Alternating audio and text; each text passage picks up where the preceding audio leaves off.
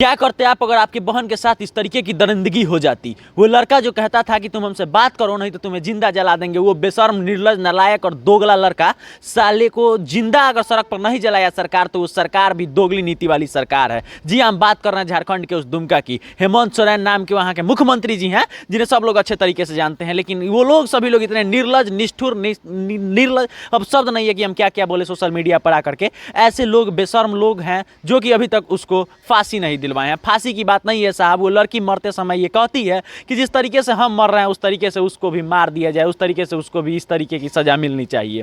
बाकी आपको बता दें, अब पूरी कहानी सुन लीजिए कि वो लड़की थी, अंकिता नाम था, जो कि कहानी आप तक पहुंच गई होगी, सारे लोगों तक आग की तरह कहानी फैल गई है। कई लोग अब इस नाम पर कैंडल जलाना शुरू कर देंगे, कई लोग कैंडल मार्च निकालेंगे, कई लोग सरकार से मांग कर रहे हैं कि ये किया जाए, वो किया जाए, 2-4 पोस्ट होंगे, बाकी फिर इसी तरीके से दब जाएगा और फिर कोई शाहरुख जन्म लेगा और फिर किसी अंकिता को मार दिया जाएगा और जिंदा जला दिया जाएगा। बाकी ना सरकार हमारी सुन रही है, ना कोई सुन रहा है। बाकी वो सामाजिक संगठन जो कि इस बात का आश्वासन दिलाते फिर रहे हैं कि हम ये करेंगे, वो करेंगे, और वो जो राजनीतिकार, वो जो राजनीतिक एक दूसरे पर ट्विटर पर ट्वीट करेंगे कि हम सही हैं, वो गलत हैं, ये कीजिए, वो कीजिए, वो सारे लोग 10 दिन तक ये कंट्रोवर्सी चलेगा, तब तक पता चलेगा फिर कोई शाहरुख जन्म ले लिया और कोई अंकिता को मार दिया गया। बाकी अब आपको बताते हैं वो पूरी कहानी। अंकिता नाम की एक लड़की थी और एक लड़का था जिसका नाम था शाहरुख खान। वो क्या करता है कि शाहरुख खान अंकिता को बार बार, आपको ये बात याद होना चाहिए कि अंकिता अभी 12वीं की लड़की थी, 12वीं में पढ़ाई करती थी। वो शाहरुख नाम का जो लड़का था वो उसको बार बार कहता था तुम हमसे बात करो, बात करो। एक बार की बात ये है कि अंकिता से वो कहता है कि तुम हमसे बात करो नहीं तो तुमको हम जिंदा जला देंगे, मतलब मार देंगे। तो फिर वो अपने परिवार को आकर के ये बातें बताती है और कहती है कि पापा मम्मी से ये बताती है कि पापा मम्मी वो हमको मार देगा, ऐसे बोल रहा था। फिर इसके मम्मी पापा ये निष्कर्ष निकालते हैं कि चलो हम लोग पुलिस में इस बात को लेकर के केस कर दिया जाए। प्लानिंग हो जाता है कि अब केस किया जाएगा। ये बात, इस बात की भनक शाहरुख के परिवार को लग जाती है। शाहरुख के घर वाले आकर के अंकिता के घर से माफी मांगते हैं। आपको ये भी बता दें कि शाहरुख का बड़ा भाई आता है और कहता है कि अब से आपकी बेटी को शाहरुख परेशान नहीं करेगा, चलिए इस बार मैनेज हो जाता है। फिर ये लोग भी शांत हो जाते हैं, अंकिता के घर वाले, कि चलो कोई नहीं, मेरे भी बेटी का, मेरा भी इज्जत मेरे घर में रह जाएगा, और केस वस नहीं करते हैं। फिर तारीख आती है 23 अगस्त की। उस दिन क्या होता है कि अंकिता सोई हुई रहती है, सुबह के लगभग 4 बज रहे थे, और वो शाहरुख खिड़की के पास खड़ा होता है और उसके ऊपर पेट्रोल छिड़क रहा होता है खिड़की से। और शाहरुख के साथ एक और लड़का होता है जिसका नाम छोटू खान है। और फिर से शाहरुख और उसके छोटू खान दोनों दोस्त मिल करके अंकिता के ऊपर पूरा मतलब पेट्रोल डाल देते हैं और उसको जिंदा जला दिया जाता है। वो बेचारी लड़की इतनी मतलब इतनी जिंदगी और मौत से लड़ते लड़ते वो निष्कर्ष पहुँचता है लगभग 29 अगस्त का, और वो बेचारी लड़की अब दम तोड़ देती है।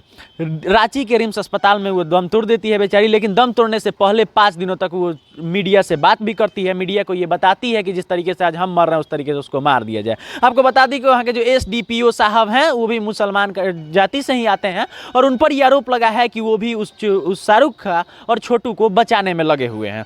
बाकी आपको ये बता दें कि उसकी अरेस्टिंग हो गई है, मतलब उसकी गिरफ्तारी तो हो गई है, लेकिन उसकी गिरफ्तारी के बाद भी उस पर कोई कार्रवाई नहीं किया जा रहा है, उसको जेल में ले गया गया है। इसके पीछे की आप लॉजिक को समझिए कि जो लड़का, जो दरिंदा एक लड़की को सीधे जला देता है, यानी शाहरुख जब एक लड़की को, अंकिता को जला देता है, तो फिर उसको सड़क पे क्यों जिंदा नहीं जलाता है, और वो सामाजिक संगठन कहां चली जाती है, वो प्रशासन कहां चली जाती है, और वो निर्लज, निट्ठल और निष्ठुर हो चुकी सरकार कहां चली जाती है। क्यों हम लोग कानून के पीछे लगते हैं और कुछ नहीं होता है हमारे कानून पे।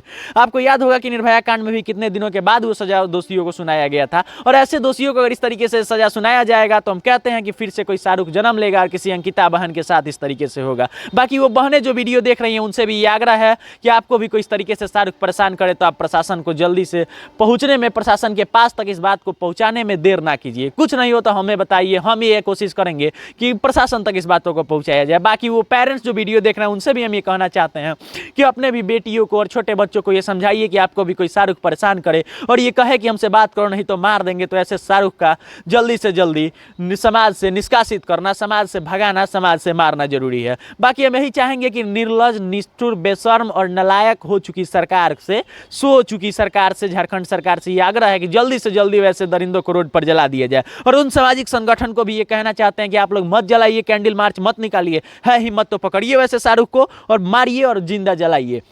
वो प्रशासन जो कि उसको अरेस्ट किया था, जो गिरफ्तार किया था, उनसे भी ये कहना चाहते हैं कि आप उसको मार देते गोली और ये कह देते कि वो भाग रहा था तो भागने में हम मार दिए थे गोली, तो क्या हो जाता साहब? अब पूरे देश में सिंघम के तौर पे आपको जाना जाता कि एक बेटी के लिए आप लड़े थे, जाना जाता कि एक बहन के लिए आप खड़े हुए थे। लेकिन नहीं सर, आपको भी तो पैसा चाहिए और आप लोग भी मिले हुए हैं, जैसा कि एसडीपीओ साहब हैं। बाकी सोरेन जी कहे हैं कि मतलब वहाँ के मुख्यमंत्री जी कहे हैं कि 10 लाख रुपया उसके परिवार को देंगे, तो क्या साहब वो अंकिता आ जाएगी क्या वापस? बाकी अंकिता के इंसाफ की ये कहानी थी, आपको हम सुना रहे थे, आपको पहले से भी ये कहानी पता होगा। बाकी मेरा नाम पीयूष है, आप सभी लोग रैना न्यूज़ देख रहे हैं। बहुत बहुत धन्यवाद।